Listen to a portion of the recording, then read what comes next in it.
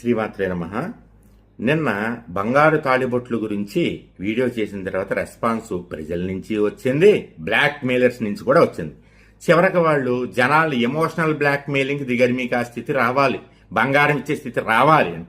బంగారం ఇచ్చే స్థితి వస్తే ఆ బంగారం ఉంగరం చేయించుకోండి అమ్మా. మీరు అక్కడ ఇవ్వాల్సినటువంటి పని ఏం లేదు. గుళ్ళోకి వెళ్ళినప్పుడు 11 రూపాయలు హుండీలో వేయండి, లేదా 100 రూపాయలు హుండీలో వేయండి.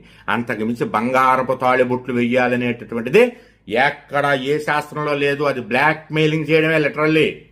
అలాగే ఈ ఎమోషనల్ బ్లాక్ మెయిలింగ్ చేసేవాళ్ళు వీళ్ళు ధర్మ పోరాటాలకి సపోర్ట్ చెయ్యరు, దాక్కోవడం తప్ప.